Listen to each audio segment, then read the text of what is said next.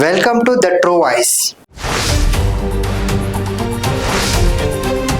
తెలంగాణ వాదులెవరు, తెలంగాణ ద్రోహులెవరు, తెలంగాణని వాడుకుంటున్నది ఎవరు?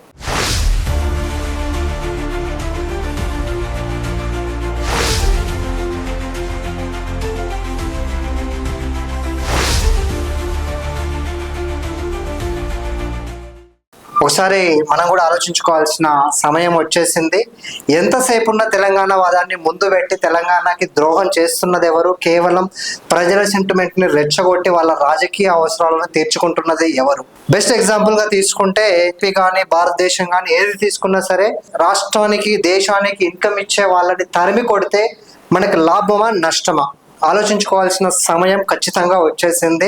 ఎందుకంటే ఎవరి స్వార్థం వాళ్ళు ఆలోచించుకుంటున్నారో ప్రజలను తొక్కేస్తూ కొన్ని సినిమాల్లో డైలాగులు ఉంటాయి, నేను ప్రజలకు సేవ చేస్తూ రాలేదు, ప్రజలను తొక్కేస్తూ ఒక్కొక్క మెట్టు ఎదుర్కొంటూ వచ్చానని. ఇప్పుడు జరుగుతున్న రాజకీయాలన్నీ కూడా అలానే ఉంటున్నాయి. ఎంతమందిని తొక్కితే ఎంతమందిని ముంచితే మనం అంత పైకి వెళ్తున్నామని. ఎందుకు అంటే ఇది కేవలం ఒక వార్తలా కాకుండా గుండె లోతులోంచి వచ్చిన ఒక బాధ అని కూడా మనం అనుకోవచ్చు. ఎగ్జాంపుల్ గా తీసుకుంటే మన తెలంగాణ కోసం ఎవరు పాటుపడుతున్నారు, ఎవరు ద్రోహం చేస్తున్నారు?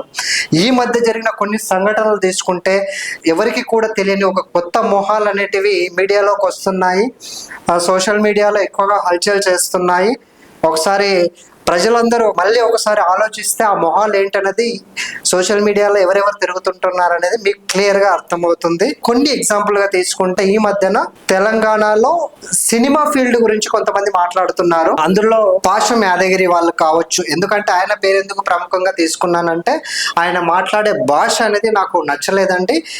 ఇంతకు ముందు చేసిన వీడియోలో కూడా చెప్పాను, భాష ప్రధానం, భాష అనేది మనం నేర్పించాలి, పిల్లలకి నేర్పించాలి. మనం వాళ్ళకి ఇవ్వాల్సింది డబ్బో ఆశతో ఇవి కాదు, సంస్కారం అనేది ఖచ్చితంగా ఇవ్వాల్సిందే.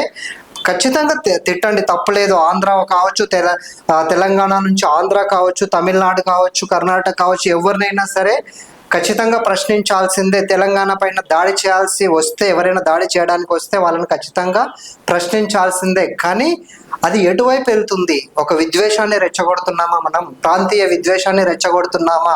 భారతీయులం కాదా మనము? ఒకటి ఆలోచించుకోవాలి.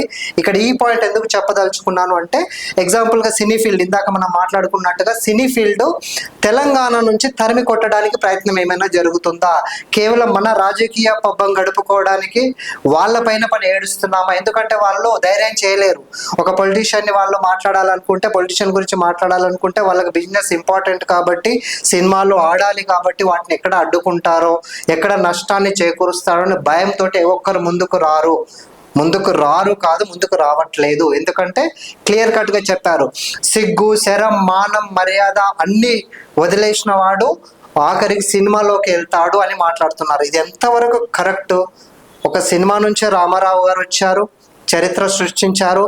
తమిళనాడు తీసుకున్నా, కర్ణాటక తీసుకున్న సినిమా ఫీల్డ్ నుంచి వచ్చిన వాళ్ళు ఏలారు, వాటెవర్, వాళ్ళ గురించి ఇక్కడ ముచ్చట కాకపోవచ్చు. కానీ మన తెలంగాణ ఆంధ్ర తీసుకుంటే రామారావు మధ్య కొంతమంది మాట్లాడుతున్నారు, రామారావు విగ్రహాలను పడగొట్టాలి, ఆంధ్రకి పాసులు చేస్తాము, పళ్ళు రాలగొడతాము, ఆంధ్రవాడికి ఇక్కడ ఏం పని మాట్లాడుకుంటున్నాం. కానీ ప్రతి మనిషిలో మంచి ఉంటుంది, చెడు ఉంటుంది. మంచి ఎంతవరకు ఉంది, చెడు ఎంతవరకు ఉంది క్యాలిక్యులేట్ చేయాల్సిన అవసరం ఉంది. నిజంగానే రామారావు గురించి మాట్లాడాల్సినంత స్థాయి వీళ్ళకు ఉందంటారా? ఎన్టీ రామారావు గారు తెలంగాణ సమాజానికి చేసిన మేలేంటి? ఒకప్పుడు ఇప్పుడున్న పెద్దలకు అందరూ కూడా ఒక అవగాహన అయితే ఉండి ఉంటది. సో ఆ అవగాహనని పిల్లలకి మనం ఎందుకు తెలియజేయలేకపోతున్నాము? సో అంటే ఒక డైలాగ్ ఉంటుందండి, నమ్మరానిదని నమ్మకం ముందే ముందు తరాలకు చెప్పండి అని. కొన్ని చరిత్రలు ఏంటంటే ఇది ఫేక్ అని చెప్తూ ఉంటారు, ఇది అబద్ధం అని క్రియేట్ చేస్తూ ఉంటారు. అది అబద్ధం కాదు, నిజం అని చెప్పాల్సిన అవసరం ఎంతైనా ఉంది. తెలంగాణలో తీసుకుంటే ఒక పటేల్ వ్యవస్థని ఆపేసిన ఘనత అయితే మాత్రం ఖచ్చితంగా రామారావు గారికి ఉంటుంది.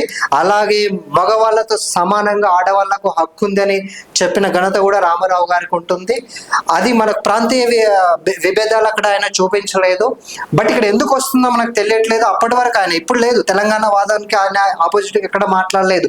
కేవలం రాజకీయ పబ్బం గడుపుకోవడానికి రామారావు పేరుని ఇప్పుడు యూజ్ చేయాల్సి వస్తుంది. ఎందుకంటే రామారావుకి తెలంగాణతో పని ఏముంది, ఎస్పి బాలసుబ్రహ్మణ్యానికి తెలంగాణతో పని ఏముంది? వాళ్ళందరూ మన తెలుగు వాళ్ళంటే, తెలంగాణ అంటే సపరేట్ కాదు, తెలుగు. మనం గుర్తుపెట్టుకోవాల్సింది తెలుగు. తెలుగు అంటే ఆంధ్ర, తెలంగాణ. వాళ్ళు ఇప్పుడు తెలుగు నాడని పెట్టుకోలేదు, ఆంధ్రప్రదేశ్ అలాగే తెలంగాణ ప్రాంతాలుగా మనం విడిపోయాము, కానీ ఉమ్మడిగా తెలుగు, మన భాష, మన మాతృభాష తెలుగు, అది మనం గుర్తుపెట్టుకోవాలి. ఇప్పుడు పాయింట్స్కి వస్తే, మనము సినీ ఫీల్డ్ పైన పడి కొంతమంది ఏడుస్తున్నారు కదా.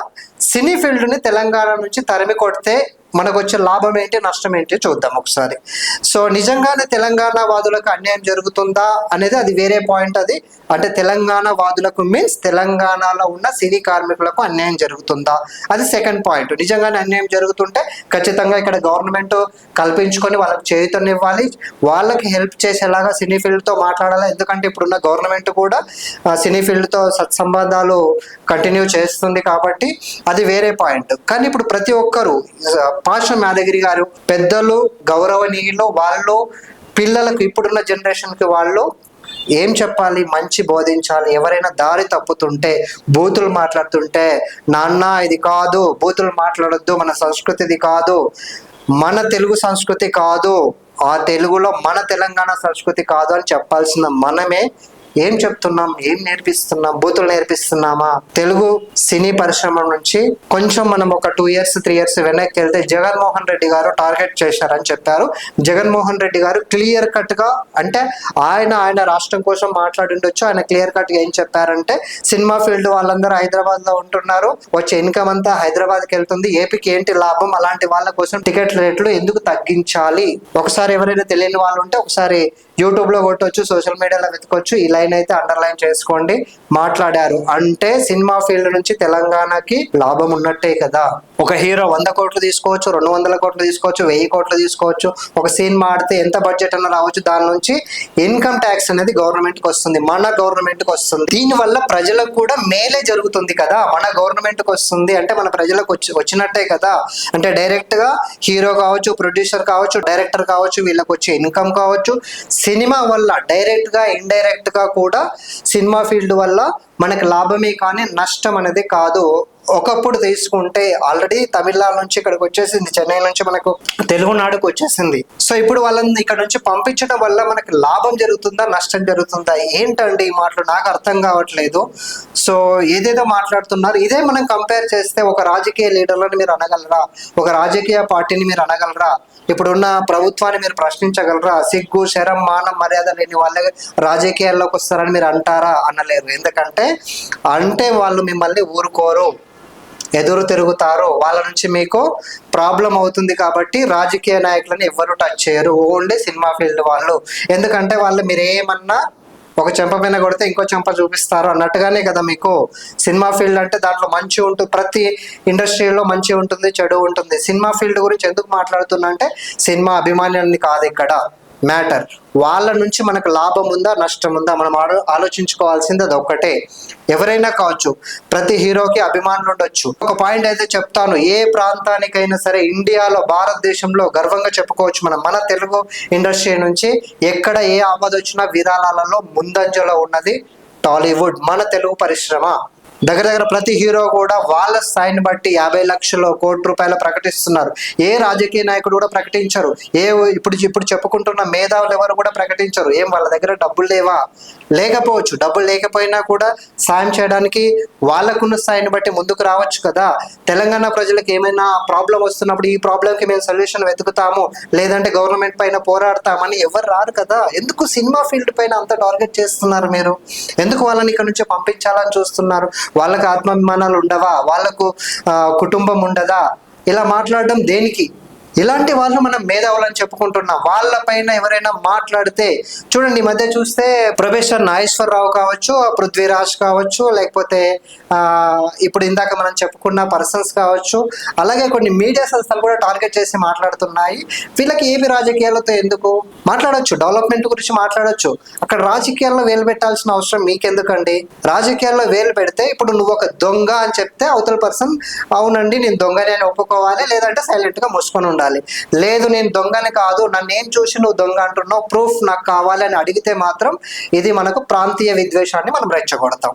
పళ్ళు రాలగొడతామంటాము, హైదరాబాద్ లో అడుగు పెట్టడానికి వీల్లేదంటాము. సో వాళ్ళ చరిత్ర అంతా, వాళ్ళ ఫ్యామిలీ అంతా తీసేసి దాంట్లో ఏవేవో పెట్టేసి మనమంతా కూడా పబ్లిసిటీ చేస్తాము. ఎక్కడికి వెళ్తుంది సమాజం? ఏం నేర్పించగలుగుతున్నాం మనం? ఇక్కడ ఏం లేవా? మేధావులు మాట్లాడడానికి తెలంగాణలో సమస్యలే లేవా? తెలంగాణ ప్రజానీకానికి అంతా 100% న్యాయం జరుగుతుందా? వాటి గురించి ఎత్తని నోరు, వీటి గురించి ఎందుకు మాట్లాడాల్సి వస్తుంది? దేనిపైన, తెలంగాణ సమస్యల పైన కావచ్చు, ఇక్కడ ఉన్న యువత గురించి కావచ్చు, వాళ్ళ ఎడ్యుకేషన్ గురించి కావచ్చు, జాబ్స్ గురించి కానీ లేవని నోరు కేవలం ఆంధ్రాన్ని అడ్డు చూపుకొని ఎవరైనా కావచ్చు, ఏ పార్టీలైనా కావచ్చు. ఇప్పుడు భారతదేశం మనమే మాట్లాడుకుంటున్నాం కదా, ప్రతిసారి పాకిస్తాన్ని బూచిగా చూపిస్తున్నారు. పాకిస్తాన్ని బూచిగా చూపించేదే రాజకీయం గడుపుతున్న పాకిస్తాన్ని నిజంగానే బూచిగా చూపి ఇక్కడ ఎలా రాజకీయం చేస్తున్నారో, అది మన దేశం కాదు, మన శత్రు దేశం, మనకు నష్టం చేకూరుస్తుంది కాబట్టి మాట్లాడుతున్నారేమో. కానీ ప్రతిసారి మన రాజకీయ పబ్బం గడుపుకోవడానికి ఆంధ్రాని సాకుగా చూపించడం ఎంతవరకు? ఈ మధ్యన ఉన్న కొన్ని పార్టీలు అయితే కేవలం అది మాత్రమే చూపిస్తాం. మనం ఏం చేశాము, ప్రజలకు మనం ఏం సేవ చేశాము, ప్రజలకు మనం ఏం చేస్తున్నాము, నిజాయితీగా అది కదా మనం చూపించుకోవాల్సింది. ప్రజలను నమ్మకం మనం పెంచుకోవాలి కదా, అది పెంచుకొని మన రాజకీయ పునాదిని గట్టిగా స్థాపించుకోవాలి కదా, అది లేదు. సింపుల్, ఈజీ, ప్రతి ఒక్కరికి అవతల వాళ్ళని బూచిగా చూపడం, మన రాజకీయ పబ్బం గడుపుకోవడం. ఇది ఎంతవరకు కరెక్ట్ అంటారు? ఒక్క పార్టీని కాదు, అన్ని పార్టీలు ఇన్వాల్వ్ అవుతున్నారు. నిజంగా అంతగానం జరుగుతుందా? అంత ద్రోహం చేస్తున్నారా ఆంధ్ర వాళ్ళు ఇప్పటికీ అంటే అది అయిపోయింది. What ever happened it's done. ఒకప్పుడు జరిగినాయి ఆంధ్ర తెలంగాణ అనేవి, వాళ్ళు చేసిన తప్పులు చాలా ఉన్నాయి. అప్పుడు క్లియర్గా కొంతమంది చెప్పింది కూడా, తెలంగాణ వాదులు, నిజాయితీ గల తెలంగాణ వాదులు చెప్పారు, మా పోరాటం ఆంధ్ర నాయకులపైనే కానీ ఆంధ్ర ప్రజలపైన కాదు అని. ఇప్పుడు ఆంధ్ర ప్రజలు తెలంగాణ ప్రజలు సత్సంబంధాలు ఉన్నాయి. ఇప్పటికీ సంబంధాలు కంటిన్యూ చేస్తున్నారు. ఇక్కడ అమ్మాయికి అక్కడ అబ్బాయినో, అక్కడ అమ్మాయికి ఇక్కడ అబ్బాయికో పెళ్లి చేస్తున్నారు, ఒక కలిసిపోతున్నారు. ఒక ఎన్విరాన్మెంట్ అనేది ప్రశాంతంగా కంటిన్యూ అవ్వాలి. దాన్ని రెచ్చగొట్టి కేవలం ఈ మధ్య చూడండి, ఇంతకుముందు లేదు, ఇదంతా ఈ మధ్య. ఎవరు రెచ్చగొడుతున్నట్టు, ఎవరు రాజకీయ కోసం చేస్తున్నట్టు తెలుసుకోవాల్సిన అవసరం ఎంతైనా ఉంది. కేవలం రాజకీయంగా వాడుకోవడానికి ట్రై చేస్తున్నాయి. ఈవెన్ ఏ పార్టీ అయినా తీసుకోవచ్చు, బీజేపీ కావచ్చు, కాంగ్రెస్ కావచ్చు, బీఆర్ఎస్ కావచ్చు, వాట్ ఎవర్. సో ఇదే కాంగ్రెస్ మొత్తం దేశం మొత్తంలో కూడా వాళ్ళ అన్ని రాష్ట్రాల్లో వాళ్ళు పాలించాలని కోరుకుంటున్నారు కదా. మరి అప్పుడు ప్రాంతీయ విభేదాలు కనిపించట్లేదా? ఇది మా ప్రాంతం కాదని కనిపించట్లేదా? బీజేపీ కనిపించట్లేదా? దేశవ్యాప్తంగా మేము అన్ని రాష్ట్రాల్లో పోటీ చేస్తామని ఏపీలో స్పెషల్గా బ్రాంచ్ ఓపెన్ చేసిన బీఆర్ఎస్కి కనిపించట్లేదా? కవిత గారు కూడా కొత్త పార్టీ పెట్టుకున్నారు. నిజంగా ఆమె ఒకవేళ రాజకీయ ప్రపంచం చూపిస్తే ఆమె ఇక్కడతో ఆగిపోతారా? కోరుకోరా? దేశానికి ప్రధాని కావాలనుకున్న కేసీఆర్ గారు కావచ్చు, ఇంకొకరు రేపు రేవంత్ రెడ్డి గారు కూడా చెప్పారు, నేను పర్టికులర్ ఇన్ని ఇయర్స్ మాత్రమే తెలంగాణలో ఉంటాను, తర్వాత నేషన్కి వెళ్తాను అని. కాకపోతే ఇక్కడ ఒక మెచ్చుకోవాల్సిన విషయం ఏంటంటే, గవర్నమెంట్ అంతగా రియాక్ట్ అవ్వట్లేదు. గవర్నమెంట్ అంటే కొంతమంది మంత్రులు మాట్లాడుతున్నారేమో కానీ రేవంత్ రెడ్డి గారు అయితే ఈ ప్రాంతీయ విద్వేషాలనే పెద్దగా రెచ్చగొట్టట్లేదు. అది మాత్రం మనము కొంచెం తెలుసుకోవాల్సిన విషయమే. సో అది మనము ఎందుకంటే రీసెంట్గా జరిగిన ఒక సంఘటన కూడా ఆయన ఒక మాట ఇచ్చారు, జూబ్లీ సెలక్షన్లో గెలిస్తే నేను రామారావు గారి స్టాచ్యూ నేను పెడతానని ఆయన చెప్పడం జరిగింది. దానికి అనుగుణంగా పెట్టారు. పెడితే ఏమైందండి, వెంటనే కొంతమంది వచ్చేసి మేము రామారావు గారిది స్టాచ్యూని ముక్కలుగా చేసేస్తాము, తీసుకెళ్లి ట్యాంక్ బండ్లో పడేస్తాము. ఎవరు మాట్లాడుతున్నారు ఇలా అంటే, ఎవరికైతే రామారావు అభిమానుల ఓట్లు అవసరం లేదో, ఎవరికైతే ఆంధ్ర ఓట్లు అవసరం లేదో, కేవలం తెలంగాణ వాదాన్ని రెచ్చగొట్టి ఆ ఓట్లని బల్క్గా తమ వైపు తిప్పుకోవాలనుకుంటున్నారో వాళ్ళైతే ట్రై చేస్తున్నారు. కానీ ఏ పార్టీ గురించి మనకి ఇక్కడ ద్వేషం అక్కర్లేదు, అందరు సమానమే. మనకు ఏ పార్టీనైనా రావాల్సిందే, ఆహ్వానించాల్సిందే.